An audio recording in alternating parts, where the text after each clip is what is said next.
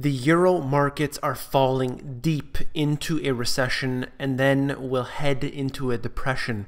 This is because of the failed policies of the EU. I'll go in today why this is the beginning of the end. Right now what we have is German GDP stalling in the second quarter. That's according to the Bundesbank.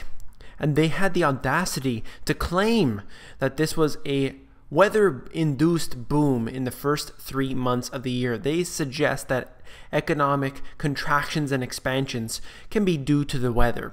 Now, while it can have some impact, their monetary and fiscal policies have significantly more impact, but of course they never admit that. And that's the kind of thing that we have to deal with when they continuously claim that things are going up and down because of the weather, even though there really hasn't been much dramatic weather differences, really. The ECB gets ready to pump cash into the eurozone as fears rise over the recovery, and they are set here to print $1 trillion worth of euros, and it's going to make its way not into the hands of the citizens. Of course, it's just going to end up pumping up the banking system. That's what it always does. I did a video about this recently.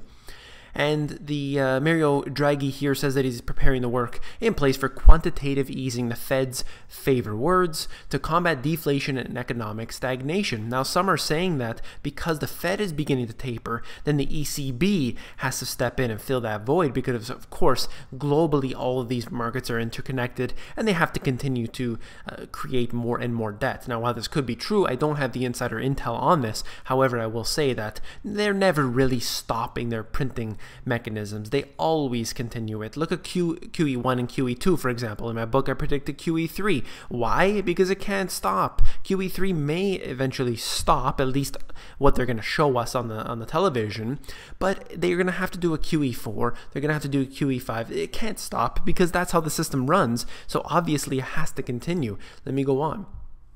Rising tension over Ukraine forces down the European markets. Now, the euro market as a whole is suffering, and the whole reason why this is happening is because of the EU being a failure itself. How can you have all of these different countries, different sizes, and all of this sort of dynamics using one single currency, using one single interest rate? It is the failure itself right there that is the problem. You have one central bank dominating and dictating the policies of all these countries. It doesn't work. So then you have these problems that exist, and they go out here and they're trying to blame the weather, and they're trying to blame the tensions that occur, for example, here with the Ukraine issue, and this is becoming a problem.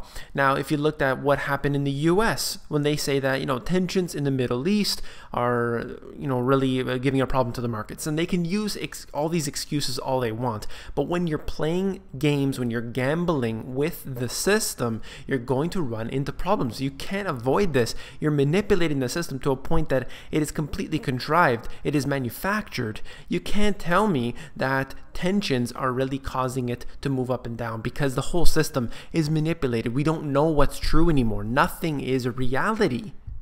In my book, I talked about the European viral contagion, and I said this: European nations are falling victim to the virus of debt contagion. The system was slowly breaking down as country after country requiring bailouts by other nations as well as banking and other institutions. That's how it works here.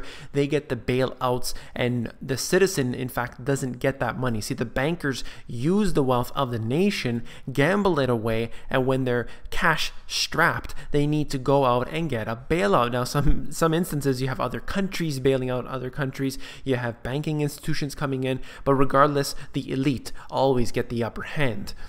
Fed survey, 40% of households showing signs of financial stress. Now, I'm showing you this as a US statistic, obviously, and so will the next one, but I'm basically just showing you how this is a worldwide phenomenon. You can't hide in anywhere in this world anymore because of globalization. 40% of households are having financial stress. They can't keep up because they're completely in debt. The whole system is designed to keep them continuously more and more poor, and you could see that with the statistics showing you how more and more people are requiring the government welfare system. And again, here we go with the US wealth gap grew during the recession, Stanford report finds. And you can obviously see that because there is a growing inequality that we continuously see.